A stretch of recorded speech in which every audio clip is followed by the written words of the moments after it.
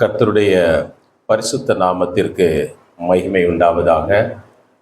இந்த வருடத்தின் கடைசி ஓய்வு நாளிலும் தேவனுடைய வார்த்தையை உங்களோடு பகிர்ந்து கொள்ளவும், உங்களோடு கூட சேர்ந்து தேவனை ஆராதிக்கவும் கர்த்தர் கொடுத்த இந்த பெரிதான ஸ்லாக்கியத்திற்காக, தருணத்திற்காக கர்த்தருக்கு நன்றியையும் ஸ்தோத்திரங்களையும் ஏறெடுக்கிறேன்.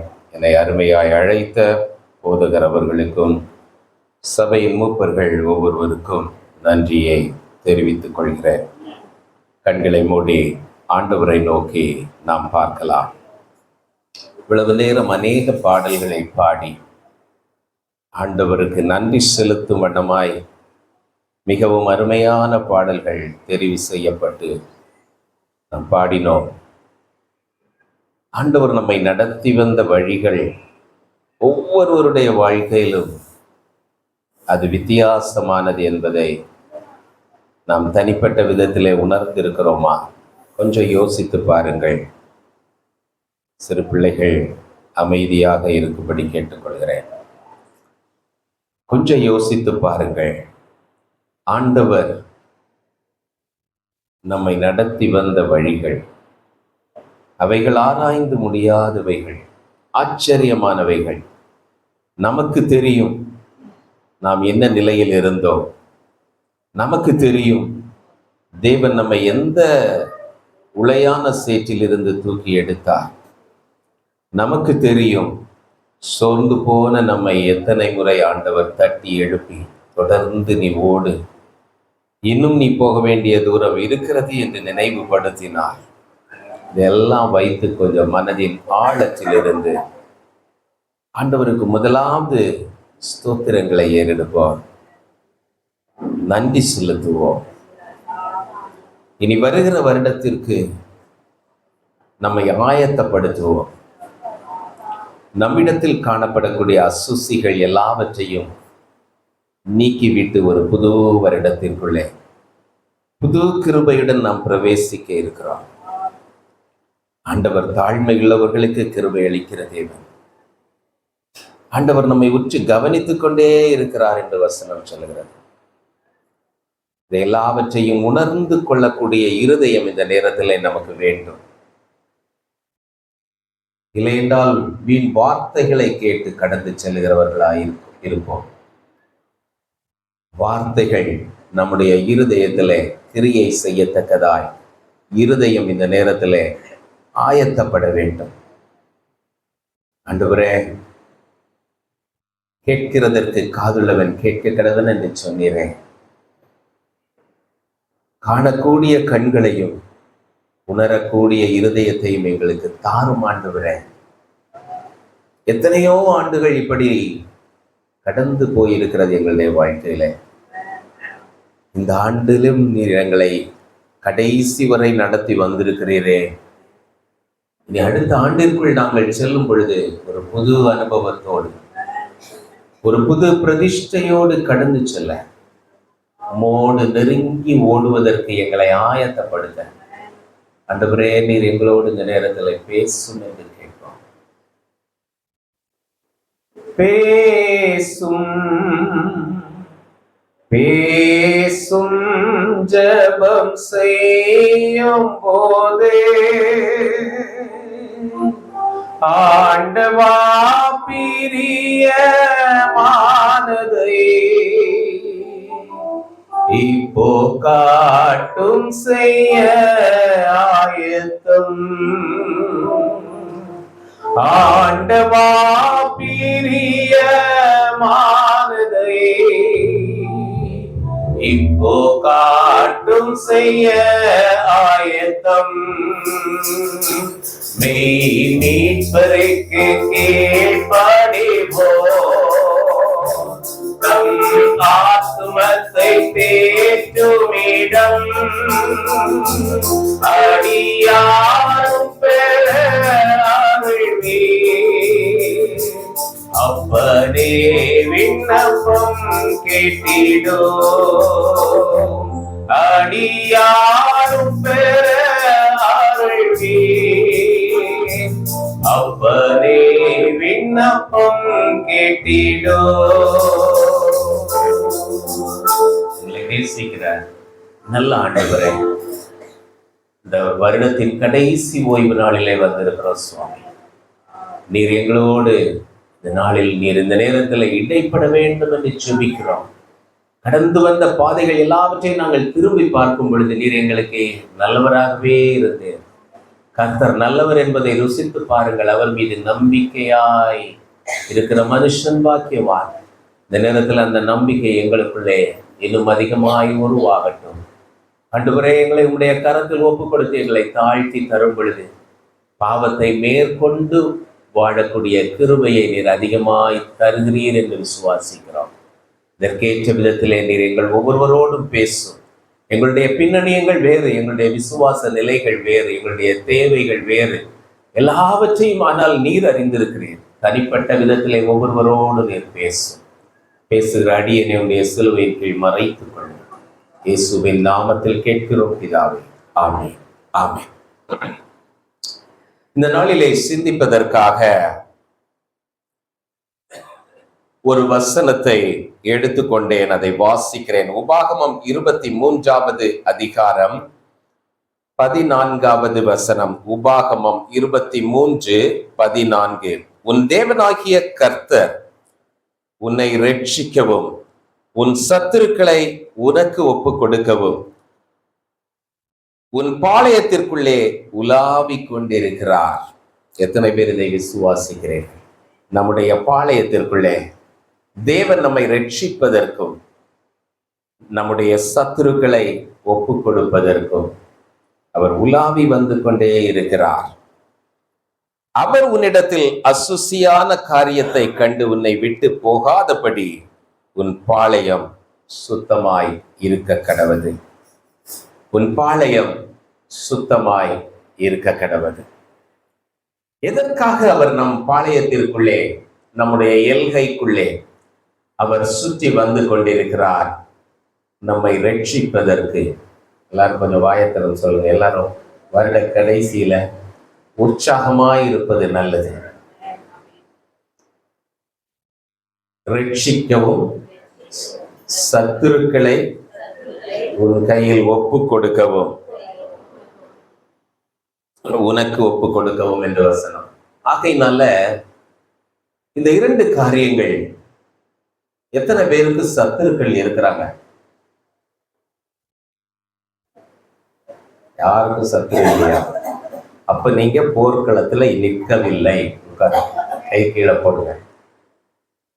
நம்ம எல்லாரும் ஒரு போர்க்களத்தில் நின்று கொண்டிருக்கிறோம். அடிக்கடி நான் சொல்வதுண்டு, we are not in the playground, we are in the battleground. நல்ல போராட்டத்தை போராடினேன். போராடுறது எதுக்கு நேராக? ஃப்ரெண்ட்ஸுக்கு கூட சண்டை போடுவாங்க. அப்போ இப்ப சொல்லுங்க, எத்தனை பேருக்கு சத்துருக்கள் இருக்கிறாங்க? சரி, நிறைய நேரம் நமக்கு வசனம் சொல்லுகிற அர்த்தத்தை நம்ம புரிஞ்சுக்கிறது இல்லை. நமக்கு அகெயின்ஸ்டா யாராவது கோலியாத்து மாதிரி நின்றுட்டு இருந்தாதான் நம்ம சத்ருன்னு நினைக்கிறோம். நாம் தேவனுடைய ஆசீர்வாதங்களை சுதந்திரித்து கொள்ள முடியாமல் தடையாயிருப்பது அனைத்தும் நம்முடைய சத்துருக்களே. ஜெபம் பண்ண உடனே கொட்டாய் விட்டு தூக்கம் வருதா? தொடங்கின உடனே இப்ப நம்ம சரீரமே நமக்கு சத்துருவா இருக்குதுன்னு அர்த்தம். சர்ச்சில் மெசேஜ் கேட்கும்போது தூக்கம் வருதா? நான் அப்படி சொல்லல. இங்க யாரும் அவ்வளவா தூங்குற மாதிரி எனக்கு தெரியல. தூங்குற இடம் இருக்கு, வேற இடங்கள்ல தூங்குறாங்க. இருந்தாலும் தூக்கம் வருதா? ஒரு டல் ஸ்பிரிட் வருதா? காலையில எழுமணும்னா அப்பா உமக்கு நன்றி என்று சொல்றதை விட்டுட்டு வேற என்னெல்லாம் நிக்குதா? இந்த சத்ருவை எல்லாம் ஆண்டவர் இன்றைக்கு நமக்கு ஒப்பு கொடுக்க வேண்டும் என்றால் நம்மிடத்தில் காணப்படுகிற அசுசிகள் நீக்கப்பட வேண்டும். அசுசிகள் நீக்கப்பட வேண்டும். இன்னொன்று, உன்னை ரட்சிப்பதற்கு. ரட்சிப்பு என்றால் நம்ம லாஸ்ட் வீக் லாஸ்ட் தேர்ஸ்டே ஒரு பண்டிகை கொண்டாடினோம். அது என்ன பண்டிகை? யாரும் சொல்ல மாட்டேங்கிறீங்களா? யாரும் கொண்டாடலையோ? சரி, ஒரு பண்டிகையை கொண்டாடினோம். அந்த பண்டிகை 2 விதமா கிறிஸ்தவர்கள் கொண்டாடுறாங்க. நம்ம எப்படி கொண்டாடணும் அப்படின்ட்டு இன்னைக்கு ஒரு கேள்வி. இயேசு கிறிஸ்து உலகத்தில் பிறந்தார் அப்படின்னு கொண்டாடுகிற ஒரு கூட்டத்தார் கிறிஸ்தவர்களுக்குள்ளே, நான் மற்றவங்களை சொல்லல. இயேசு கிறிஸ்து என் உள்ளத்தில் ஒரு நாள் பிறந்தார், அன்னைக்குதான் பிறந்தார், இந்த வியாழக்கிழமை இல்லை, ஒரு நாள் பிறந்தார். இந்த 2ல நீங்க எதை கொண்டாடுனீங்க? ஃபர்ஸ்ட் கொண்டாடினவங்க எல்லாம் கை தூக்குங்க. ஃபர்ஸ்ட் ஆப்ஷன் உலகத்தில் பிறந்தார் என்று கொண்டாடினவங்க எல்லாம். சரி, சிலருக்கு என் உள்ளத்தில் பிறந்தார் என்று கொண்டாடினவங்க எல்லாம். 2க்கும் கை தூக்குனவங்க இருக்கிறாங்க. அதுவும் தப்பு இல்லை. உலகத்துல பிறந்து எல்லாருக்கும் ஆண்டவர் வெளிச்சத்தை கொடுத்தார். ஆனால் முக்கியமானது என் உள்ளத்தில் பிறந்தார் என்று கொண்டாடுகிறது. அப்படி கொண்டாடும் போதுதான் இது எல்லாமே அர்த்தமுள்ளதா இருக்கு. ஃபர்ஸ்ட் ஆப்ஷன்ல உலகத்துல பிறந்தார், கிறிஸ்துமஸ் எல்லாரும் கொண்டாடுறாங்க, நம்ம சர்ச்சையும் டெக்கரேட் பண்ணணும், நம்மளும் வீட்டுல டெக்கரேட் பண்ணணும் அப்படின்னு செய்வது அதிக சிறந்தது அல்ல. செய்யணும், எப்படியானாலும் செய்யணும். ஆனால் சிறந்தது என் உள்ளத்தில் பிறந்தார் என்று நினைவு கூர்ந்து கொண்டாட வேண்டும். அப்போ நம்முடைய பாளையத்துக்குள்ள அவர் சுற்றி வந்து கொண்டு இருக்கிறார்னு அர்த்தம். அப்ப அந்த சுற்றி கொண்டு வந்து இருக்கிற ஆண்டவருக்கு நம்ம என்ன செய்யணுமா? இடத்தை எல்லாம் கிளியர் பண்ணி வைக்கணும். அவர் வர்றதுக்கு அவரை விடாமலே நிறைய கதவை பூட்டி வேற வச்சிருக்கிறோம். முதல்ல கதவை திறந்து விடணும். எல்லா ரூமுக்குள்ளேயும் வாங்க ஆண்டவரேன்னு சொல்லணும். வந்த பிறகு அவருக்கு ஃப்ரீயா மூவ் பண்றதுக்கு எல்லா அசுசியையும் களைந்து போட வேண்டும். அந்த உபாகமம் 23 எடுத்து நீங்க ஃபுல்லா படிச்சீங்கன்னா அதுல சொல்லப்பட்டிருக்கிறதெல்லாம் என்னென்ன வாழ்க்கை முறைகள். உன்னுடைய வாழ்க்கை சுத்தமாக இருக்க வேண்டும். Ritualistic purity. என்னென்ன விதத்துல வாழ்க்கையை நீ அமைத்து கொண்டு உன் பாளையத்தை நீ சுத்தமாக வைத்துக் கொள்ள வேண்டும். அதுலதான் இது. அதிலிருந்து அந்த வசனத்தை நாம் எடுத்துக்கொண்டு அதனுடைய ஆவிக்குரிய சத்தியங்களை நாம் கற்றுக்கொள்கிறோம். இப்ப இயேசு கிறிஸ்து பிறந்த பொழுது அவர் எதற்காக பிறந்தார்? நம்ம இருதயத்துல பிறந்தார்னு நம்ம உண்மையா நினைச்சு கொண்டாடி இருக்கோம்னா அதுக்கு ஒரு எல்லாரும் ஆமான்னு சொல்லிடுவோம்ல. நான் தான் கேள்வியை ரொம்ப ஆன்சர் மாதிரி தானே கேட்டேன். லீடிங் கொஸ்டின் கேட்டா ஈஸியா ஐஸ் அப்படின்னு சொல்லிடலாம். இப்ப அப்படிதான் கேட்டேன். இப்ப அதுக்கு நம்ம ஒரு டெஸ்ட் பண்ணி பார்த்துக்கிறோம். நம்ம சொன்னதுக்கு அவர் பிறந்த பொழுது அவரை குறித்து ஒரு தீர்க்க தரிசனம் சொல்லப்பட்டது. 1வது அதிகாரம் லூகாசு விசேஷம் 71வது வசனத்தை நான் வாசிக்கிறேன். அவரை குறித்து சொல்லப்பட்ட தீர்க்க தரிசனம் 71 முதல் 75 வரை. யோவான் ஸ்நாபகனுடைய தகப்பனாகிய சகரியா வாய் திறந்து பேசும் பொழுது பரிசுத்தாவியினால் நிரம்பி அவர் பேசினது என்று சொல்லப்பட்டிருக்கிறது. 71வது வசனத்தை வாசிக்கிறேன். உங்கள் சத்துருக்களின் கைகளினின்று நீங்கள் விடுதலையாக்கப்பட்டு. முதல்ல உபாகமத்துல என்ன பார்த்தோம்? உங்கள் சத்துருக்களை உங்களிடத்தில் ஒப்பு கொடுக்கிறது.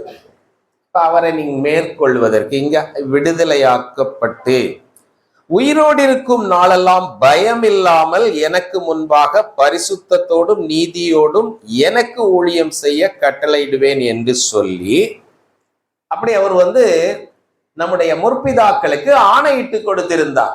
உன் சந்ததியாருக்கு நான் இப்படி ஒரு ஆசீர்வாதத்தை கொடுப்பேன். என்ன ஆசீர்வாதம்? உன் சந்ததியார் சத்துருக்களின் கைகளில் நின்று விடுதலையாகி உயிரோடு இருக்கும் நாளெல்லாம். சந்ததியார் உயிரோடு இருக்கும் நாளெல்லாம். அப்ப நம்ம எல்லாரும் ஆபிரகாமின் சந்ததியார் தானே? ஆமாவா இல்லையா? ஆமா. என்னைக்கு ஆண்டவர் தான் முதல்ல கேட்டேன். இயேசு கிறிஸ்து உள்ள பிறந்த உடனே நம்ம என்ன ஆயிடுறோம்? ஆபிரகாமின் சந்ததியார். ஆபிரகாமுக்கு சொல்லப்பட்ட ஆசீர்வாதம் எல்லாவற்றையும் நாம் சுதந்திரித்து கொள்ளலாம். சுதந்திரித்து கொண்டோமா என்பதுதான் இன்னைக்குள்ள கொஸ்டின். கொள்ளலாம். ஆண்டவர் கானானுக்கு நேராக போங்கள் என்று எகிப்திலிருந்து விடுவித்து அனுப்பினார். ஆனால் அவர்களிடத்திலே கொடுத்த வேலை என்ன? கானானை போய் எதிராளிகள் சத்துருக்களை எல்லாம் துரத்தி அதை என்ன பண்ணிக்கணும்? சுதந்தரித்து கொள்ள வேண்டும். இன்னைக்கு நமக்கும் அதுதான். இந்த சுதந்தரித்து கொள்ளக்கூடிய வேலையை தான் நம்ம எவ்வளவு நல்லா பண்றோம் அப்படின்றதுதான் இன்றைக்கு யோசனை. சரி, இங்க 71வது வசனத்தில் சொல்லப்பட்டிருக்கிறது என்ன? சத்துருக்களை நின்று விடுதலையாகி ஜீவன் உள்ள நாளெல்லாம் பயம் இல்லாமல். எத்தனை பேருக்கு பயம் இல்லாம உலகத்துல வாழ்ந்துட்டு இருக்கிறீங்க? சரி, நம்மளே டிக் அடிச்சுக்கலாம், எஸ் சொல்லிக்கலாம், நோ சொல்லிக்கலாம். இப்ப பயம் நமக்கு வருகிறது, எந்த காரணமானாலும் அது சத்ரு. பயமே சத்ரு. ஆண்டவர் அந்த சத்ருவை உங்க கையில ஒப்பு கொடுக்கறதுக்கு தான் வந்து சுத்தி சுத்தி வராரு. ஆனா நம்ம ஏன் பயத்தை மேற்கொள்ள? பயம் வராம யாரும் இல்லை, ஆனா அந்த பயத்தை மேற்கொள்ள வேண்டும். மேற்கொள்ளுகிறவன் எவனோ அவனுக்கு ஜீவ விருட்சத்தின் கனியை புசிக்க கொடுப்பேன். நம்மை மேற்கொள்ளுகிறவர்களாய் மாற்ற ஆண்டவர் விரும்புகிறார். இப்ப பயம் இல்லாமல் வாழ்நாள் எல்லாம், ஜீவனுள்ள நாளெல்லாம் எப்படி நிக்கணும்? பரிசுத்தத்தோடும் நீதியோடும். என்ன செய்யணும்? பரிசுத்தத்தோடும் நீதியோடும். நல்லா சாப்பிட்டு சாப்பிட்டு தூங்கணுமா? அவருக்கு முன்பாக, அவருக்கு ஊழியம் செய்யணும் இல்ல, அவருக்கு முன்பாக ஊழியம் செய்ய கட்டளையிடுவேன். இப்ப இதுல ஊழியம்னா என்ன என்று தெரிந்து கொள்ள வேண்டும். இது எல்லாருக்கும், சந்ததியார் எல்லாருக்கும். ஆகையினால ஊழியம் என்று சொன்ன உடனே நம்ம ஏதோ போய் நான் சுவிசேஷம் சொல்றது, இல்லை சர்ச்சில் மெசேஜ் கொடுக்கறது, சர்ச்சில் ஜெபம் நடத்துவது, சர்ச்சில் பாட்டு இது மட்டும் அல்ல. அவருக்கு முன்பாக நம்ம எல்லாரும் நடந்துட்டு இருக்கிறோம். அதை புரிந்து கொண்ட மாதிரி தான் இருதயத்தில் அவர் பிறந்திருக்காரான்னு முதல் பரிசோதித்து பார்க்க வேண்டும். அதை கொண்டாடும் பொழுது நம்ம அவருக்கு முன்பாக ஒவ்வொரு நாளும் நடந்து கொண்டிருக்கிறோம். ஒவ்வொருவரும் ஊழியம், நம்ம ஊழியம்னு நினைக்கிற இந்த சுவிசேஷ ஊழியம் மாத்திரம் அல்ல, நம்முடைய வாழ்க்கையே ஊழியம்தான். 1 கொரிந்தியர் 10:31 வாசித்து பார்த்தால், நீங்கள் எதை செய்தாலும், புசித்தாலும் குடித்தாலும் கர்த்தருடைய நாம மகிமைக்கென்று செய்யுங்கள்னு சொல்றார். அப்ப அடிப்படையாக ஒரு மனுஷன் செய்கிறது என்ன? சாப்பிடுவான், தண்ணீர் குடிக்கிறது. இது இல்லாம யாருடைய வாழ்க்கையும் இல்லை. நீங்க இப்படி செய்யறத கூட அவருடைய நாம மகிமைக்கென்று செய்ய வேண்டும் என்று நினைத்து செய்யுங்கள். இந்த மனப்பாங்கோடு நாம் வாழ்ந்தால், நமக்கு ஒரு என்ன வேலை ஆண்டவர் கொடுத்திருக்கிறாரோ அது எல்லாமே ஊழியம்தான். நீங்கள் ஒரு ஆசிரியராக இருக்கலாம், நீங்கள் எந்த ஒரு வேலையை செய்து கொண்டிருந்தாலும், ஒரு பஸ் டிரைவரா இருக்கலாம், கண்டக்டராக இருக்கலாம், இல்லை கூலி வேலை செய்கிறவர்களாய் இருக்கலாம், எதை செய்து கொண்டிருந்தாலும், இல்லை ஒண்ணுமே செய்யாம வீட்டிலே ஹவுஸ் ஒய்ஃபா இருக்கலாம். நான் ஏற்கனவே ஒரு தடவை சொல்லியிருக்கிறேன், ஒரு மிஷினரியுடைய வீட்டுல கிச்சன்ல எழுதி போட்டிருந்தாங்க, யாராவது ஞாபகம் வச்சிருக்கீங்களா? 365 days of missionary work is being done in this place அப்படின்னு. அந்த கிச்சன்ல மிஷனரி ஊழியம் 365 நாட்களும் நடைபெறுகிறது என்று அந்த அம்மா ஸ்டிக்கர் போட்டு வச்சிருக்கிறாங்க. அப்படின்னு அர்த்தம் என்ன? அந்த அம்மா நல்லா சமைச்சு கொடுத்தாதான் வீட்டில் இருக்கிறவங்க, ஹஸ்பண்ட் ஆனாலும் சரி, பிள்ளைங்க போய் ஊழியம் செய்ய முடியும். அப்போ ஆண்டவருடைய காரியங்களை செய்வதற்கு ஏதுவாக இவர்கள் இங்கே சமையல் பண்ணி கொண்டிருப்பதும் மிஷனரி ஊழியம் என்றுதான் கருதப்படுகிறது. ஆகையினால நீங்கள் எதை செய்தாலும் புசித்தாலும் குடித்தாலும், அது இல்லாம யாரும் உயிர் வாழதில்லை. அடிப்படையை செய்யறது ஆண்டவருடைய நாம மகிமைக்கென்று செய்யுங்கள். அதுதான் தேவனுக்கு முன்பாக செய்யக்கூடிய ஊழியம். நம்ம சும்மா சமையல் பண்ணி விதவிதமா சமைச்சு கொடுத்தேன்னு பெருமையா வாழ்ந்துட்டு இருக்கலாம், அது அல்ல. நல்ல வேலை, உலக பிரகாரமான வேலை செய்து நான் நல்ல எக்ஸல் ஆயிட்டேன், நிறைய சம்பளம் வாங்குறேன்னு பெருமையா வாழ்ந்துட்டு போயிடலாம். அதுல இருந்து ஒரு பெரிய தொகை எடுத்து ஊழியத்துக்கு அனுப்பிடலாம், அது அல்ல சொல்லப்பட்டிருக்கிற ஊழியம். நம்ம செய்கிற பணி தேவனுடைய நாமத்திற்கு மகிமை கொண்டு வருகிற விதத்திலே நாம் செயல்படுவது ஊழியம் செய்வது. இந்த பணி எப்படி இருக்க வேண்டுமா? பரிசுத்தத்தோடும் நீதியோடும் ஜீவனுள்ள நாளெல்லாம் பயமில்லாமல் அவருக்கு முன்பாக ஊழியம் செய்யக்கூடிய அளவிற்கு அவர் என்ன பண்ணுவாரா? கட்டளையிடுவே.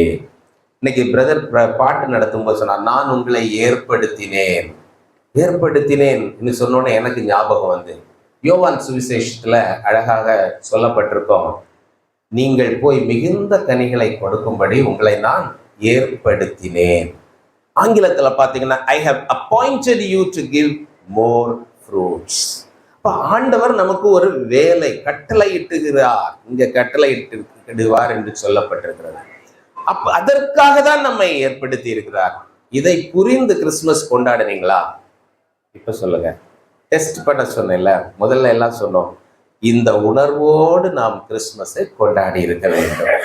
கொண்டாடவில்லைன்னால் பரவாயில்ல, ஆண்டவர் இன்னும் தருணம் தந்து கொண்டு இருக்கிறார். எவ்வளவோ தருணங்களை இன்னும் தந்து கொண்டே இருக்கிறார்.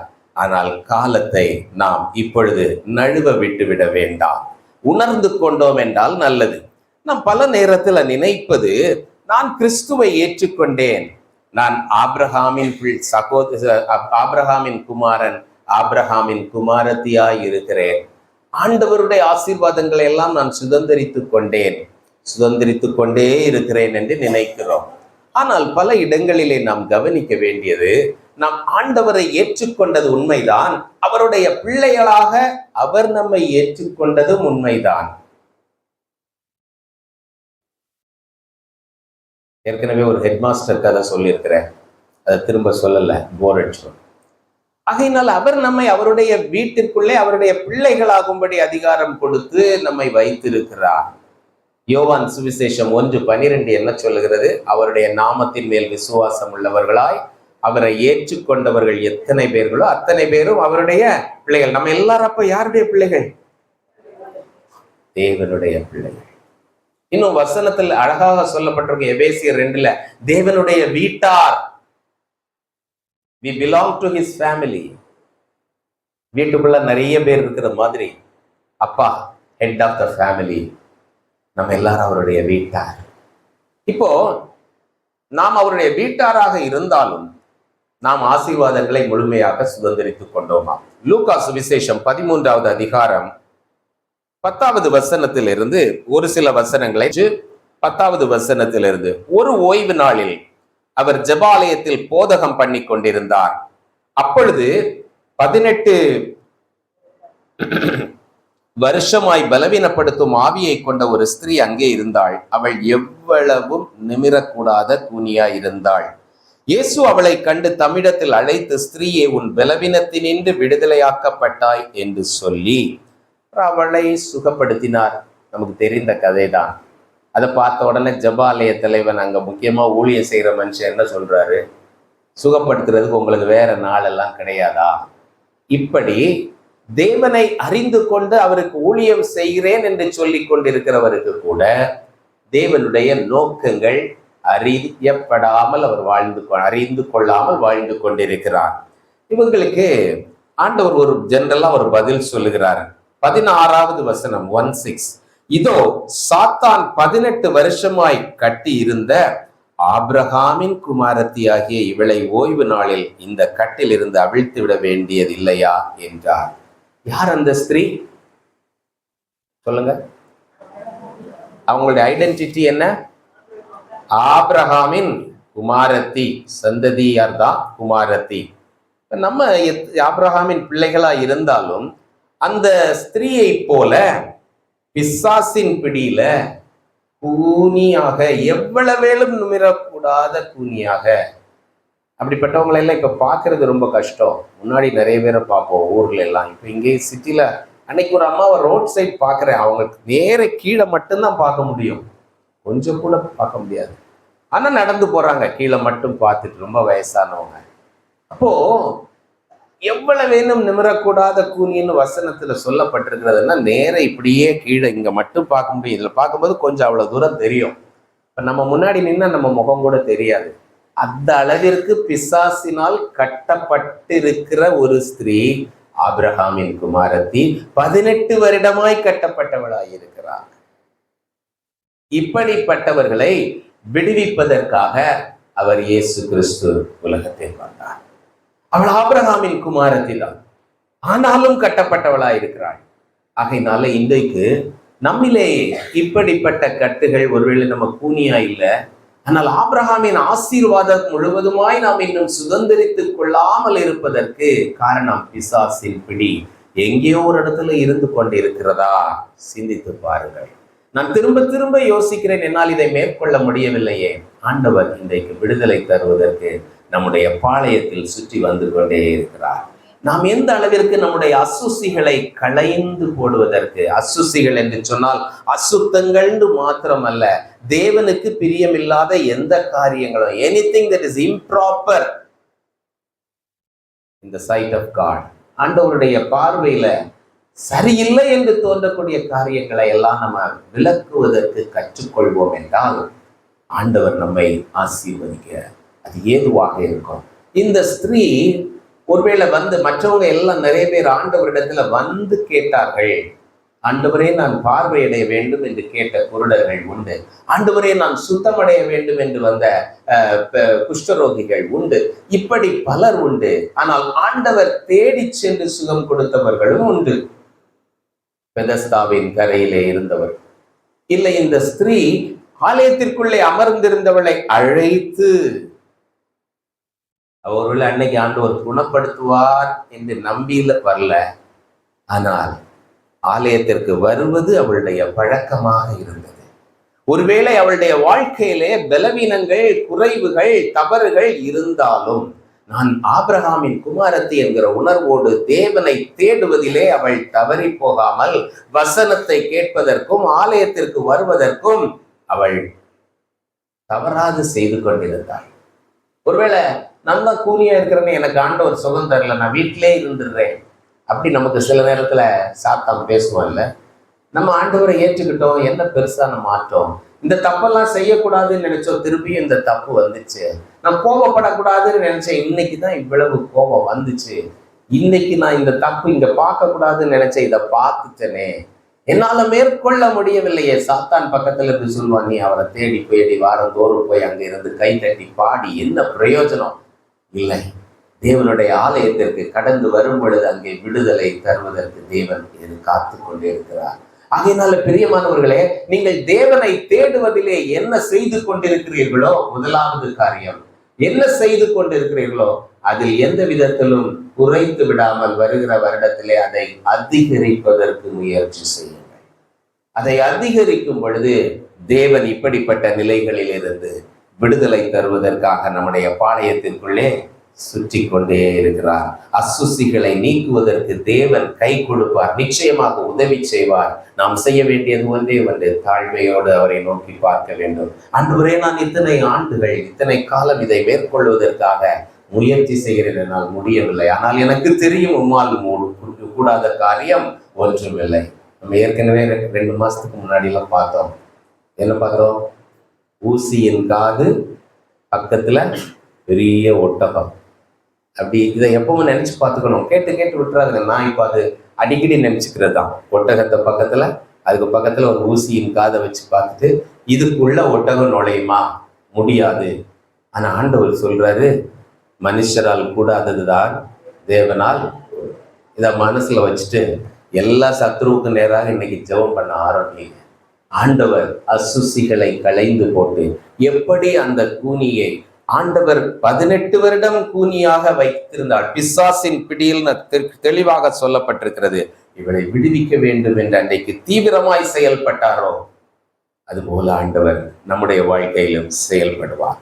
அடுத்தபடியான காரியம் முக்கியமானது. நம்ம இவ்வளவு நாட்கள் இப்படி கிறிஸ்துமஸ் ஆண்டவர் இருதயத்தில் பிறந்ததை கொண்டாடினோம். அவர் முதலாவது வருகை, அது 2வது வருகை என்று ஒன்று இருக்கிறது. அதற்கும் நாம் ஆயத்தப்பட வேண்டும். முதல்ல வந்ததை கொண்டாடிட்டே இருந்து 2வது வருகையை என்ன பண்ணிடக்கூடாது, மிஸ் பண்ணிடக்கூடாது. இது மிகவும் மிகவும் முக்கியமான ஒன்று. 2வது, அவர் எதற்காக? முதலாவது வந்தது நம்மை ரட்சிப்பதற்காக, பாவத்தினின்று விடுதலையாக்கி நம்ம என்ன பண்ணணும், பரிசுத்தத்தோடும் நீதியோடும் அவருக்கு முன்பாக ஊழியம் செய்யும்படி கட்டளையிடுவேன் என்று அதுதான் நமக்கு இப்போ கொடுக்கப்பட்டிருக்கிற அலுவல் வேலை. அதை நம்ம ஒழுங்கா செய்யணும். இப்ப அவர் 2வது எதற்காக வருகிறார் என்பதை நாம் சற்று வேதத்தை திருப்பி பார்க்கலாம்.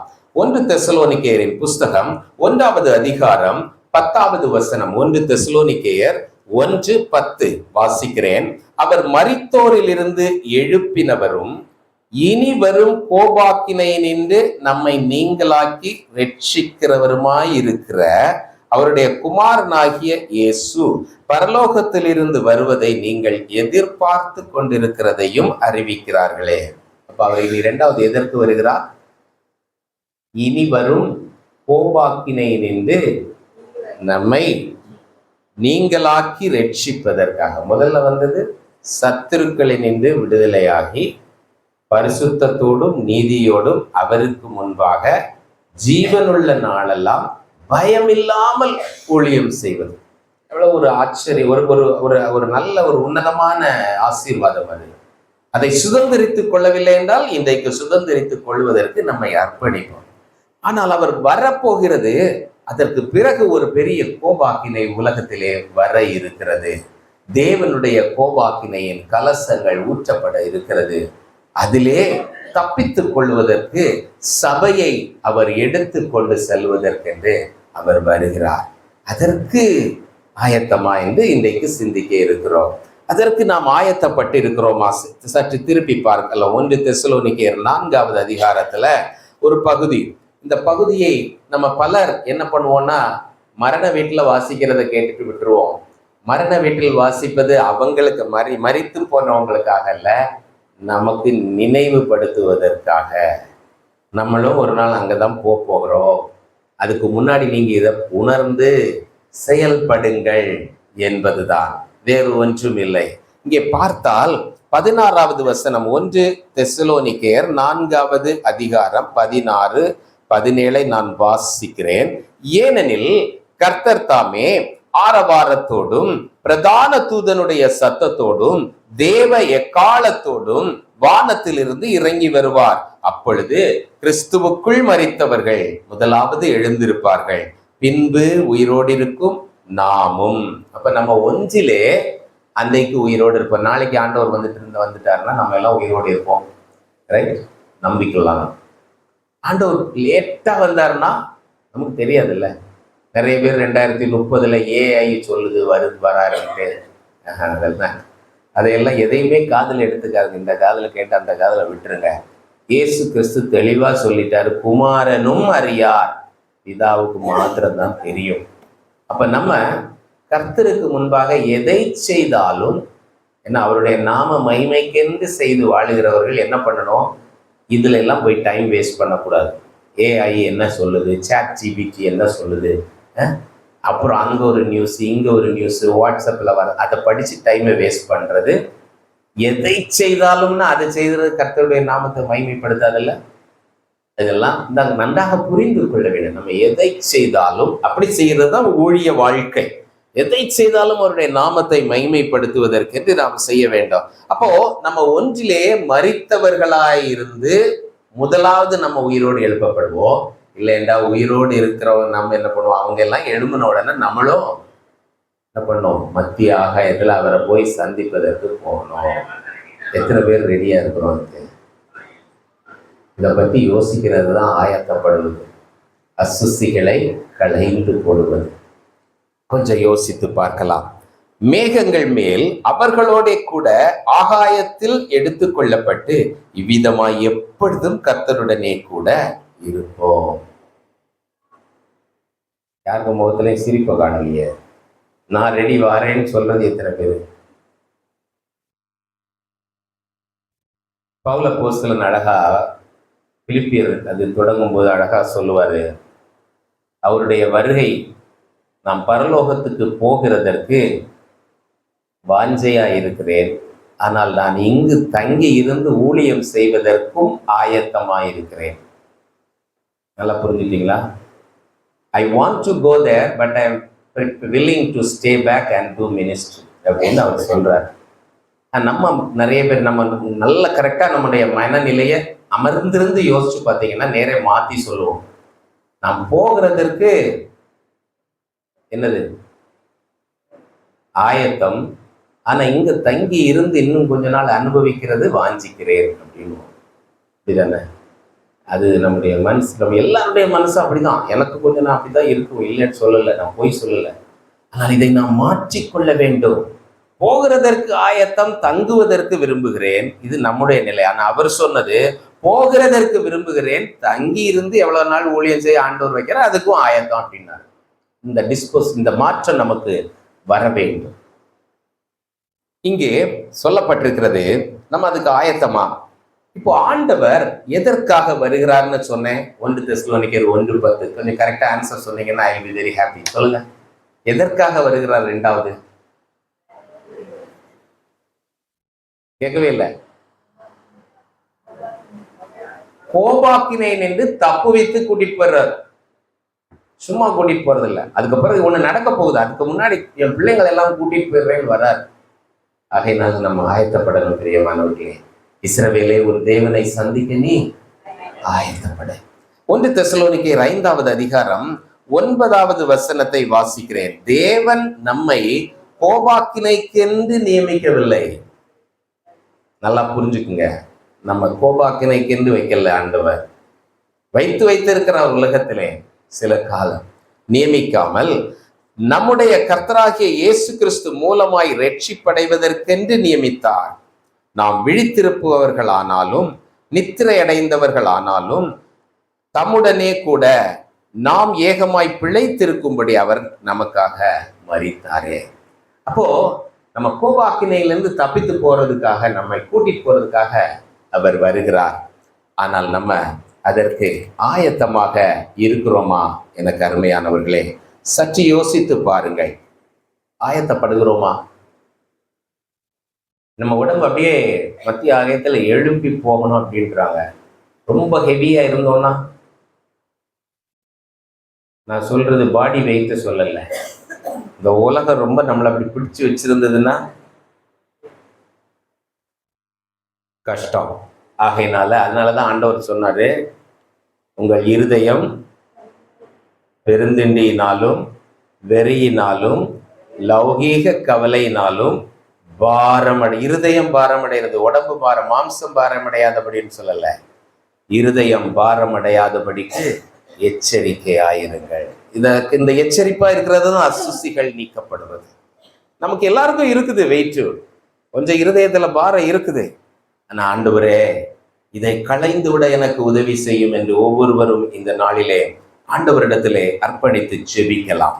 1 யோவான் புஸ்தகம் 3வது அதிகாரம் வசனங்கள் 2-3 வாசிக்கிறேன். 1 யோவான் 3வது அதிகாரம் 2-3 வசனங்கள். பிரியமானவர்களே, இப்பொழுது தேவனுடைய பிள்ளைகளாய் இருக்கிறோம். நம்ம எல்லாருக்கும் ஒரே ஒரு பதவிதான், தேவனுடைய பிள்ளைகள் இருக்கிறோம்.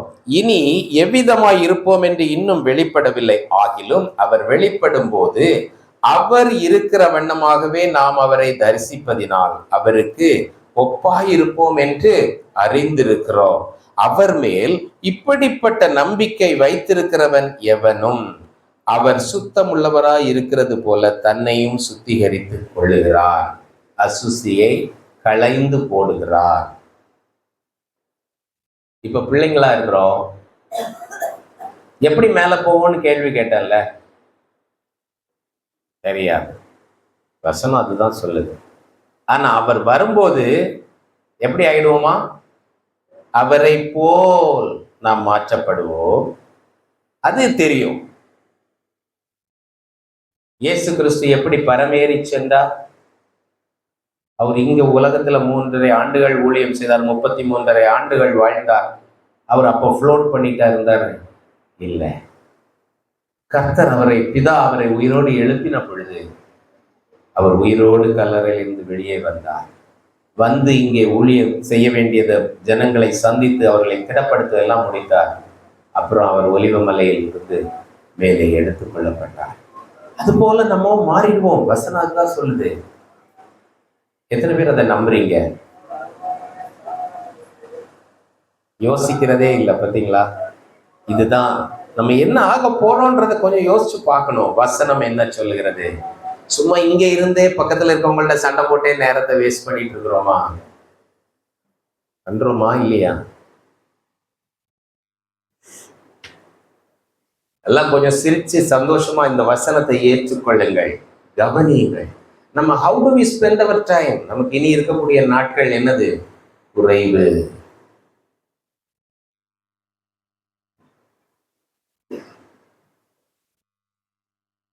ஒரு வண்டியில பஸ்ல வச்சுக்கோ, டீசல் ஹெவியா அடிச்சுட்டு போயிட்டே இருக்கிறோம். இப்ப 3/4 டேங்க் காலி ஆயிடுச்சு, இனி 1/4 டேங்க் தான் இருக்கு.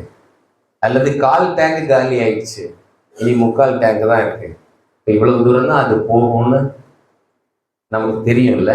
அது போல நம்ம எல்லாரும் லைஃப்ல ஒரு இது அடிச்சு டீசல் அடிச்சுட்டு வந்துட்டே இருக்கிறோம். ஒரு ஸ்டேஜ்ல வந்துட்டு இருக்கிறோம். ஒருத்தருக்கும் ஒரு வயது, இனி இவ்வளவு தூரம் தான் போகும்ன்றது ஆண்டவருக்கு தெரியும். அதற்குள்ளாக நீ ஆயத்தப்படு மகனே என்று சொல்றார், மகளே என்று சொல்கிறார். ஆயத்தப்படுவதற்கு நம்முடைய எண்ணங்களை அந்த முடிவு நாட்களுக்கு நேராக சிந்தித்தால் மாத்திரம்தான் அசுசிகளை விட்டு களைவோம். இல்லை என்றால் இன்னைக்குள்ள பிரச்சனைக்கு என்ன பண்றதுன்னு தோணியாச்சுன்னா பக்கத்துல இருக்கவங்க கூட சண்டை போட்டுடலான்னு தான் தோணும். வேண்டாம், எல்லாவற்றையும் விட்டு விடுவோம். ஆண்டவருடைய நாள் வரும் பொழுது நாம் அவரை போல மாற்றப்படுவோம். அதுதான் வசனம் சொல்லுது. இப்படிப்பட்ட நம்பிக்கை உடையவன் எவனும் என்ன பண்றாங்க? அவர் மேல் 3வது வசனம், இப்படிப்பட்ட நம்பிக்கை வைத்திருக்கிறவன் எவனும் அவர் சுத்தமுள்ளவராய் இருக்கிறது போல தன்னையும் சுத்திகரித்து கொள்ளுகிறார். நம்ம சுத்திகரித்து கொள்ளுகிறோமா? இன்றைக்கு அதற்கு தான் தேவன் இந்த நாளை தருணத்தை தருகிறார். 2 கொரிந்தியரின் புஸ்தகத்தை எடுத்துக்கொள்ளலாம். 7வது அதிகாரத்திலே 1வது வசனத்தை நான் வாசிக்கிறேன். 2 கொரிந்தியரின் புஸ்தகம் 7வது அதிகாரம் 1வது வசனம். இப்படிப்பட்ட வாக்கு தத்தங்கள் அப்படின்னு நமக்கு சொல்லப்பட்டிருக்கிறது. என்னது எப்படிப்பட்ட வாக்கு தத்தங்கள்னு உடனே முதல்ல கேட்கணும். எப்படிப்பட்ட வாக்கு தத்தங்கள்னு பின்னாடி 6வது அதிகாரத்துல நம்ம பார்க்கும் பொழுது பல சத்தியங்கள், வாழ்க்கை முறைகளை பற்றி பவுல் அப்போஸ்தலன் ஆழமான சத்தியங்களை கொடுக்கிறார். 14வது வசனத்திலிருந்து சில சத்தியங்களை, கருத்துக்களை நாம் பார்க்க இருக்கிறோம். அதற்கு பின்பு 7வது அதிகாரம் 1வது வசனத்தை நாம் மீண்டும் வாசிக்கலாம். 6வது அதிகாரம் 14வது வசனம். அந்நிய நுகத்திலே அவ்விசுவாசிகளுடன் பிணைக்கப்படாதிருப்பீர்களாக. நீதிக்கும் அநீதிக்கும் சம்பந்தம் ஏது? ஒளிக்கும் இருளுக்கும் ஐக்கியம் ஏது? கிறிஸ்துவுக்கும் பேலையாளுக்கும் இசைவேது? அவிசுவாசியுடனே விசுவாசிக்கு பங்கு ஏது? தேவனுடைய ஆலயத்துக்கும் விக்கிரகங்களுக்கும் சம்பந்தம் ஏது? நான் அவர்களுக்குள்ளே வாசம் பண்ணி அவர்களுக்குள்ளே உலாவி. மீண்டும் கவனியுங்கள், இந்த வசனம் ஆண்டவர் சொன்னது நமக்கு மிகவும் மிக முக்கியம். நமக்குள்ள ஆண்டவர் சுத்தி வந்துகிட்டே இருக்கார். நம்ம வீட்டுக்குள்ள ஆண்டவர் வந்துட்டு இருக்கிறார். இப்ப ஆண்டவர் அங்க வீட்டுல இருக்கிறாருன்னு வச்சுக்கோங்க. நம்ம வீட்டுல அங்க நம்ம வச்சுட்டு வந்ததெல்லாம் பாக்குறாரு. என்னென்ன வச்சுட்டு வந்திருக்கிறோம், திரும்பி நம்ம போய் இருக்கும்போது ஆண்டவர் சுற்றி வந்துக்கிட்டே இருக்கிறாரு.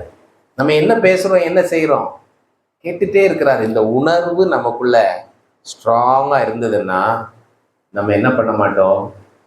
செய்கிற தவறுகளில் எல்லாம் ரொம்ப எளிதாக போய் செய்ய மாட்டோம். சீக்கிரமாக அதுலேருந்துலாம் வெளியே வரும். உடனே இன்னைக்கே நடந்துரும்னு நான் சொல்லலை, but we try to come out of all those. அந்த காரியங்களுக்கெல்லாம் வெளியே வர்றதுக்கு முயற்சி செய்து கொண்டே இருப்போம். எத்தனை இடத்துலையோ நம்ம பார்க்குறோம், நாம் நினைக்காத காரியத்தை திடீர்னு செஞ்சிடறோம் கோபத்துல, அல்லது தடுமாறி செய்து விடுகிறோம். வாய் தடுமாறி பேசி விட்டார். யாரு? மோசே. என்ன பண்ணாரு? கோலை எடுத்து அடித்துட்டு சொன்னதுதான் முக்கிய தப்பு. அடிச்சது ஒண்ணு மலைக்கு வலிச்சிடாது, கண்மலைக்கு. சொன்னது என்னது? ஜனங்களை பார்த்து, கலகக்காரரே, உங்களுக்கு நான் இந்த இதிலிருந்து தண்ணீரை வர வைப்பேனோ என்று பாருங்கள்னு சொல்லிதான் அடிச்சார். ஆண்டவர் என்ன சொன்னாரு? நீயும் ஆரோனும் எனக்கு ஜனங்களுக்கு முன்பாக என் நாமத்தை பரிசுத்தம் பண்ணாதபடி பண்ணாதபடி நீங்க நடந்து கொண்ட விதம் சரியில்லை. சங்கீத புஸ்தகத்துல அது அழகா சொல்லியிருக்காங்க. அவன் மனம் பதறி பேசினான், ஆகையினால அவன் வாக்குத்தத்தம் பண்ணப்பட்ட தேசத்துக்குள்ள போக முடியல. நம்ம மனம் பதறி சில இடங்கள்ல செயல்பட்டு விடுகிறோம். ஆண்டவரே, இந்த எல்லாவற்றையும் அசுசிகளாய் களைந்து விடுவதற்கு எனக்கு உதவி செய்யும் என்று கேட்டோம். எல்லாம் ஒருவரையும் நம்ம நம்முடைய வாழ்க்கையில ஸ்பெசிஃபிக்கா நமக்கு இருக்க ப்ராப்ளம் நமக்கு தான் தெரியும், பாஸ்டருக்கு தெரியாது, மற்றவங்களுக்கு ரொம்ப தெரியாது. இதெல்லாவற்றையும் ஒவ்வொன்றாக சொல்லி, ஆண்டவரே, இந்தந்த காரியங்களிலே அசுசி காணப்படுகிறது என்னுடைய வாழ்க்கையில, நீர் என்னுடைய பாளையத்திற்குள்ளே உலாவி வந்து கொண்டிருக்கிறீர். எனக்கு ரட்சிப்பை தருவதற்கும் என்னுடைய சத்துருக்களை என்னுடைய கரத்திலே ஒப்பு கொடுப்பதற்கும் நீ சுற்றி வந்துட்டு இருக்கிறீங்க. எனக்கு நீங்க உதவி செய்யுங்க அசுசிகளை களைந்து கொள்வதற்கு என்று இந்த நாளிலே கேட்போம். பிரியமானவர்களே, மீண்டும் இந்த வசனத்தை வாசிக்கலாம். இப்படி நாம் பலரோடு சம்பந்தம் கலந்து வாழுகிற வாழ்க்கையிலே அவ்விசுவாசிகளோடு பேசக்கூடாதுன்னு இல்ல, கலந்து நுகத்திலே பிணைக்கப்படாது இருப்பீர்களாக. நுகம்னா என்னது? நுகம் யாருக்கும் தெரியாத நுகம். மாட்டு வண்டி, அதை 2 மாடையும் சேர்த்து ஒரு கட்டியிருக்கலாம், அதுக்கு பேரு தான் நுகம். இதுல என்னன்னா, இந்த 2 மாடும் ஒரு டைரக்ஷன்ல தான் போய் ஆகணும். சரியோ தப்போ ஒரு டைரக்ஷன்ல தான் போய் ஆகணும். அதுக்கு அந்த மாட்டுக்கு ட்ரைனிங் கொடுப்பாங்க, வண்டி ஓடுறது, வண்டியில கட்டுறதுக்கு. அப்புறம் அது 2 ஒரு டைரக்ஷன்ல தான் போகும். இது 2 டைரக்ஷன்ல போனா வண்டி போகாது. இப்போ அவ்விசுவாசியும் விசுவாசியும் நம்ம இப்படி பிணைக்கப்பட்டு ஒரு இதுல போயிட்டோம்னா அதுக்கு பிறகு லைஃப் கஷ்டம். அதனாலதான் சொல்றாரு, பிணைக்கப்படாதிருப்பீர்களா. பேசுறதெல்லாம் பேசுங்க, ஊழியம் செய்யுங்க, நன்மை செய்யுங்க, அன்பு காட்டுங்க, எல்லாம் அவங்களோட நண்பர்களாக பழகி கொள்ளுங்கள். ஆனால் அவர்களை கொண்டாடாதீர்கள். அதான் முக்கியம். Do not celebrate mistakes but tolerate mistakes என்று ஆங்கிலத்திலே உண்டு. தவறு செய்தா கொஞ்சம் சகிச்சுக்கிடுங்க, அதை உடனே கண்டித்து விட்டு அடித்து பண்ணணும்னு கூட இல்லை. ஆனால் அதை கொண்டாடாதீர்கள். அது தப்புதான் அப்படின்னு மனசு முகத்துல தெரியணும். ஆனால் அதை கட்டிந்து கொண்டு அந்த கசந்து கொள்ளாதிருங்கள். ஆகையினால இங்கே பார்க்கும் பொழுது அவ்விசுவாசிகளோடு பிணைக்கப்படாதிருங்கள். 17வது வசனத்தை வாசிக்கிறேன். ஆனபடியால் நீங்கள் அவர்கள் நடுவில் இருந்து புறப்பட்டு பிரிந்து போய் அசுத்தமானதை தொடாதிருங்கள் என்று கர்த்தர் சொல்லுகிறார். இப்ப ஆண்டவர் சில கட்டளைகளை கொடுத்திருக்கிறார். லேவியராகமத்தின் புஸ்தகம் 18வது அதிகாரம் 3-4 வசனங்கள். இதை குறித்து வீட்டில் வாசிங்கள், நேரம் இல்லை. லேவியராகமம் 18:3-4, லேவியராகமம் 20:23. அங்கே இஸ்ரவேல் ஜனங்களுக்கு கட்டளை கொடுக்கிறார். எகிப்து தேசத்திலிருந்து உன்னை விடுவித்து உன்னை கானானுக்கு நேராக நடத்துகிறேன். நீ எகிப்துல இருந்த பாவ வாழ்க்கையையும் திரும்பி செய்யாத, தொடராத. கானான்ல போய் அங்க அவன் செய்யறதையும் நீ பழகி கொள்ளாதே. நீ என்னுடைய ஜனம், நீ என்னுடைய சுதந்திரம். உனக்கு கற்பனைகள், நியாய பிரமாணத்தை நான் கொடுத்திருக்கிறேன், அதன்படி வாழ வேண்டும். இதுதான் இந்த லேவியராகம பகுதி நான் சொல்லியிருக்காரு. எனவே இங்கே அதுதான் சொல்றாரு, நீங்கள் அப்படிப்பட்டவர்கள் நடுவில் இருந்து புறப்பட்டு பிரிந்து போய் அசுத்தமானதை தொடாதிருங்கள் என்று கர்த்தர் சொல்லுகிறார். நம்ம எங்கெங்கெல்லாம் கலந்து போய் செயல்படுகிறோம். இன்றைக்கு உலகத்துல இருக்க ஒரு பெரிய பிரச்சனை என்ன என்றால், நம்முடைய கிறிஸ்தவர்கள், தேவனை அறிந்து கொண்ட விசுவாசிகள் தாங்கள் பிரித்தெடுக்கப்பட்டவர்கள் என்பதை மறந்து பல இடங்களிலே செயல்பட்டு விடுகிறோம். அது ரொம்ப ரொம்ப ஜாக்கிரதையா செய்யணும், ரொம்ப ஜாக்கிரதையா செய்யணும். தவறி போனால் ஆண்டவர் மன்னிப்பு கொடுப்பார், சீர்திருந்த பண்ணுவார், சீர்பொருந்த பண்ணுவார் தேவனோடு. ஆனால் நான் தவறிவிட்டேன் என்று சொல்லி ஆண்டவரிடத்திலே கேட்க வேண்டும். பிரிந்து அவைகளை விட்டு திரும்பி வருவதற்கு நம்மை அர்ப்பணிக்க வேண்டும். 18வது வசனம், அப்பொழுது நான் உங்களை ஏற்றுக்கொண்டு, நீங்க அப்படி வரும்போது நான் உங்களை ஏற்றுக்கொண்டு உங்களுக்கு பிதாவாய் இருப்பேன், நீங்கள் எனக்கு குமாரரும் குமாரத்திகளுமாய் இருப்பீர்கள் என்று சர்வ வல்லமையுள்ள கர்த்தர் சொல்லுகிறார்னு சொல்லிட்டு தான் அடுத்தது சொல்றாரு, இப்படிப்பட்ட வாக்கு தத்தங்கள் நமக்கு உண்டாயிருக்கிறபடினால. அப்போ இன்னைக்கு தப்பு நம்மகிட்ட இருக்குது, அசுசி இருக்கிறது. இதை பார்த்து நீங்கள் சோர்ந்து போகிறதற்கு தேவன் அழைக்கவில்லை. தேவன் அழைத்தது எதற்காக? ஜீவனுள்ள நாளெல்லாம் பயமில்லாமல் பரிசுத்தத்தோடும் நீதியோடும் அவருக்கு முன்பாக ஊழியம் செய்வதற்கு. இந்த நிலைக்கு வர்றதுக்கு இன்னைக்கு நீ திரும்பி வா, நீ எப்படி இருந்தாலும் திரும்பி வா, நான் உன்னை ஏற்றுக்கொள்வேன் என்று வாக்குத்தத்தம் கொடுத்திருக்கிறார். ஆகையினாலே நமக்கு உண்டாயிருக்கிறபடியினால் பிரியமானவர்களே, மாம்சத்திலும் ஆவியிலும் உண்டான எல்லா அசுசியும் நீங்க நம்மை சுத்திகரித்துக் கொண்டு பரிசுத்தமாகுதலை தேவ பயத்தோட பூரணப்படுத்த கிடவோம். நம்ம என்ன செய்யணும்? நான் தனித்தனியா ஒவ்வொரு இந்த பாவம் அந்த பாவம்னு பேச இறங்கவில்லை. நம்முடைய வாழ்க்கையில என்னென்ன அசுசி காணப்படுகிறது என்று நமக்கு தெரியும். ஆகையினாலே அதை மனதில் கொண்டு நம்மை சுத்திகரித்துக் கொள்வோம். கர்த்தர் பெரிய காரியங்களை செய்வார். நாம் எப்படி வாழ்ந்து கொண்டிருக்கிறோம் என்பதை இன்னும் ஒரு வசனம் மூலமாக உங்களுக்கு சொல்ல விரும்புகிறேன். பிலிப்பியர் 3வது அதிகாரம் 20-21 நான் 19 வாசிக்கிறேன். அவர்களுடைய முடிவு அழிவு, அவர்களுடைய தேவன் வயிறு, அவர்களுடைய மகிமை அவர்களுடைய லட்சையே. அவர்கள் பூமிக்கு அடுத்தவைகளை சிந்திக்கிறார்கள். பூமிக்கு அடுத்தவைகளையே சிந்தித்துக் கொண்டு இருக்கிறவர்களுக்கு பூமியில உள்ள காரியம் மாத்திரம்தான் செய்ய முடியும். இது நமக்கும் இதுல ஒரு கண்ணி இருக்கிறது, ஒரு போராட்டம் இருக்கிறது. நாமும் பூமியில் தான் வாழ்ந்து கொண்டிருக்கிறோம். ஆண்டவர் இயேசு கிறிஸ்து ஜெபித்தார், நீங்கள் பூமியிலிருந்து அவர்களை உலகத்திலிருந்து எடுத்து கொள்ளும்படி நான் வேண்டிக் கொள்ளாமல், யோவான் சுவிசேஷம் 17 அவர்களை உலகத்திலே வைத்து காக்க வேண்டும் என்று ஜெபித்தார் பிதாவின் இடத்திலே. நாம் உலகத்திலே இருப்பதினால், பூமியிலே இருப்பதினால் பூமிக்கு அடுத்தவைகளை செய்வது பல நேரங்களில் எப்பொழுதும் அவசியமாக இருக்கிறது.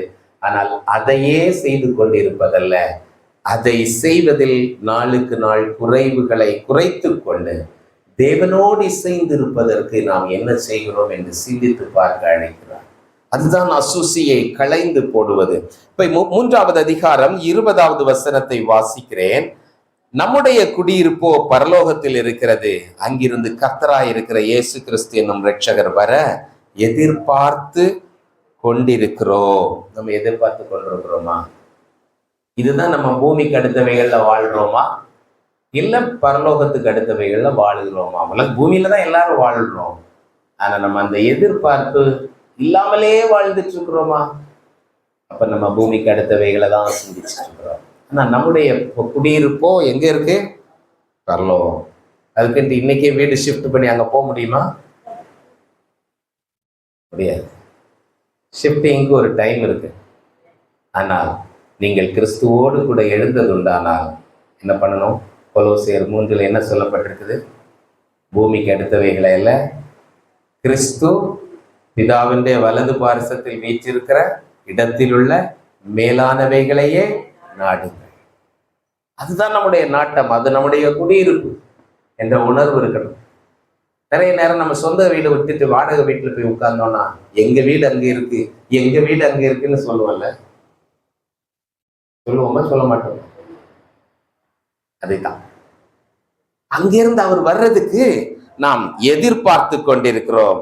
இப்போ கவனிங்க 21. அவர் எல்லாவற்றையும் தமக்கு கீழ்ப்படுத்தி கொள்ளத்தக்க தம்முடைய வல்லமையான செயலின்படியே நம்முடைய அற்பமான சரீரத்தை தம்முடைய மகிமையான சரீரத்துக்கு ஒப்பாக மறுரூபப்படுத்துவார். இதுதான் மெக்கானிசம் மேல போறதுக்கு. அவர் ஒரு நிமிஷத்துல எல்லாவற்றையும் தம்முடைய வல்லமையின்படியே அடக்குகிறவர். எபேசியர்ல பார்க்கும்போது சொல்லியிருக்கோம், அவர் பிதா மேல இருந்துட்டு கிறிஸ்து இங்க மரித்து கல்லறையில் அடக்கம் பண்ணப்பட்டிருக்கிறார். அவர் அங்கிருந்து வார்த்தையினாலே அவர் என்ன பண்ணார்? தம்முடைய வல்லமையினால எழும்ப பண்ணார். பிதா இங்க இறங்கி வந்து அவரை தூக்கி எடுத்தார்ல, அப்படி அவர் வார்த்தையினால அங்கிருந்து இவரை இங்கிருந்து எழும்ப பண்ணக்கூடிய அந்த வல்லமையின்படியே உங்களில் அவர் கிரியை நடப்பிப்பார்னு பவுல் அழகாக சொல்கிறார். ஆண்டவர் நம்ம மேல கிரியை நடப்பிப்பதற்கு அவருடைய வல்லமைக்கு லிமிட்டே கிடையாது.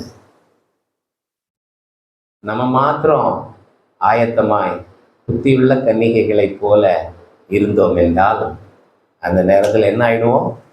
மறுரூபமாகி எழுந்து அவரோடு கூட போவோம். ஆனால் நம்ம செய்ய வேண்டியது ஒன்று, இன்றைக்கு அசுசிகள் களையப்படுவதற்கு ஒப்பு கொடுக்க வேண்டும். பிரியமானவர்களே, கடைசியாக அவர் பிலதெல்பியா சபைக்கு சொன்ன வார்த்தையை கேட்டு நமக்கு ஆண்டவர் உதவி செய்வார். வெளிப்படுத்தல் 3வது அதிகாரம் 10வது வசனத்தை கடைசியாக நாம் வாசிக்கலாம்.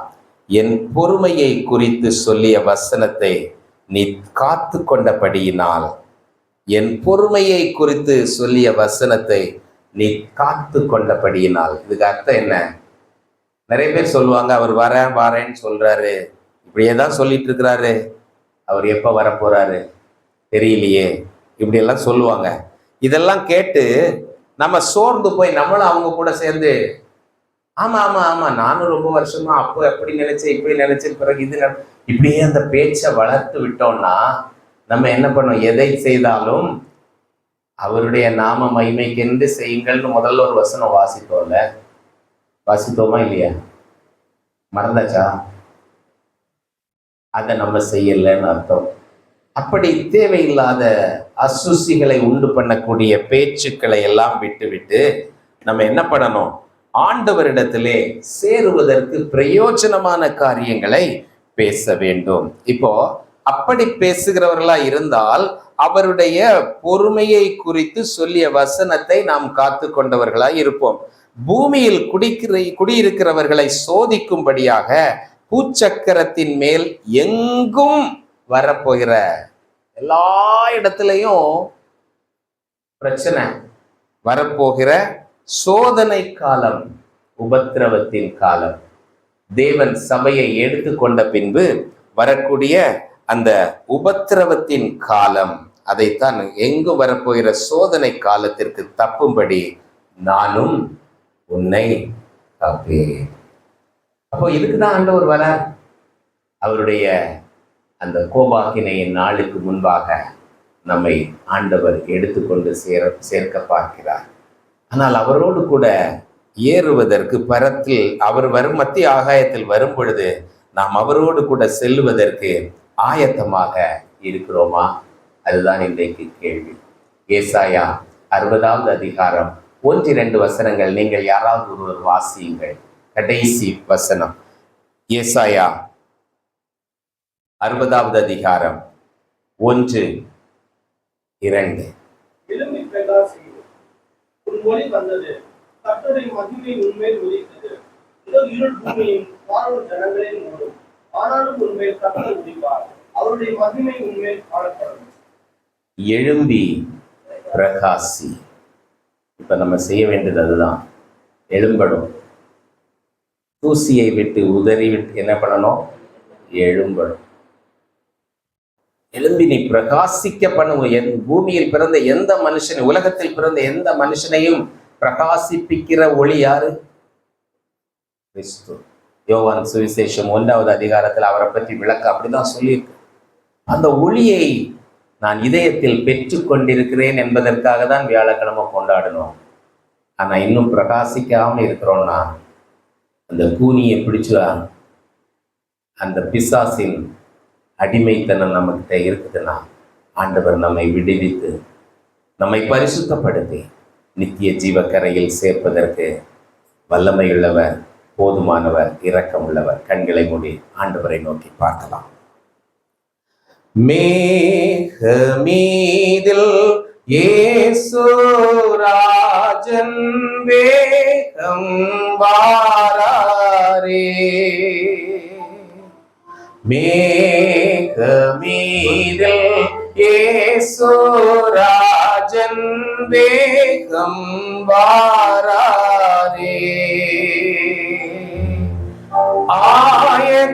ஆயத்தமுள்ளோரை ஆதாயம் சேர்க்க அவரே வாராரே, ஆயத்தமுள்ளோரை ஆதாயம் சேர்க்க அவரே வாராரே, மேகமீதில் இயேசு ராஜன் வேகம் வாராரே, ஆண்டவர் தாமே ஆர்ப்பரிப்போடே அவனில் வாராரே, ஆண்டவர் தாமே ஆர்ப்பரிப்போடே அவனில் வாராரே,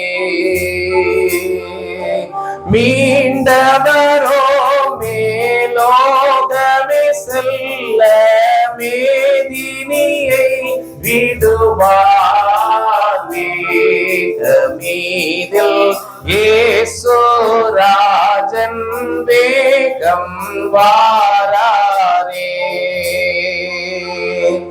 அவர் உரைத்த அடையாளங்கள் எல்லாம் தவறாமல் நடக்கின்றதே. அவர் உரைத்த அடையாளங்கள் எல்லாம் தவறாமல் நடக்கின்றதே. அவர் வரும் வேளையை எவருமே அறியார், ஆண்டவரே அறிவார். மேகமீதில் இயேசுராஜன் வேகம் வாராரே. உங்களை நேசிக்கிற நல்ல ஆண்டவரே, நீர் கர்த்தாவே எங்களுடைய இருதயத்தில் பிறந்ததை நினைவு கூர்ந்து நாங்கள் கிறிஸ்துமஸ் பண்டிகையை கொண்டாடினோம். ஆனால் நீர் எங்களுடைய இருதயத்திலே பிறந்ததின் நிமித்தமாய் நாங்கள் ஆபிரகாமின் புத்திரராய் மாறி இருக்கிறாலும் எங்களுக்குள்ளே அசுசி காணப்படுகிறது. எப்படி அந்த கூனியை பிசாசு அடிமைப்படுத்தி வைத்திருந்தாரோ 18 வருடம், அதுபோல நீண்ட நாட்களாய் எங்களுக்குள்ளே பலகீனங்கள், சோர்வுகள், ஆண்டவரே அடிமைத்தனத்தின் ஆவி, ஆண்டவரே நுகத்தில் பிடிக்கப்பட்ட ஆவி எங்களுக்குள்ளே இருக்கிறது. ஆண்டவரே இதை எல்லாவற்றையும் நீர் எங்களுக்கு இந்த நாளிலே விடுவிக்க உதவி, இதிலிருந்து விடுதலை பெற உதவி செய்ய வேண்டும் என்று ஜெபிக்கிறோம். ஆண்டவரே நீர் எங்களுடைய பாளையத்திற்குள்ளே சுற்றி வந்து கொண்டே இருக்கிறேன். எங்களை ரட்சிக்கவும், எங்களுடைய சத்துருக்களை எங்களிடத்தில் ஒப்பு கொடுக்கவும் ஆண்டவரே நீர் சுற்றி வந்து கொண்டே இருக்கிறீர். ஆனால் எங்களிடத்திலே அசுசி காணப்படும் என்றால் ஆண்டவரே நீர் கிரியை செய்ய முடியாது என்று நாங்கள் பார்த்தோம். ஆண்டவரே இந்த அசுசியை களைந்து போட்டு உங்களுடைய வருகைக்கென்று நாங்கள் எங்களை ஆயத்தப்படுத்த ஆண்டவரே முதலாவது எங்களுக்கு ரட்சிப்பை கொடுப்பதற்காக வந்தீர். இரண்டாவதாக ஆண்டவரே கோபாக்கினையிலிருந்து எங்களை விடுவிப்பதற்காக, தப்பித்துக் கொள்வதற்காக ஆண்டவரே நீர் இந்த பூமிக்கு வர இருக்கிறீர். அதற்கு நாங்கள் ஆயத்தமா இந்த சிந்தையோடு இந்த நாளிலே ஆண்டவரே நாங்கள் கடந்து செல்கிறோம்.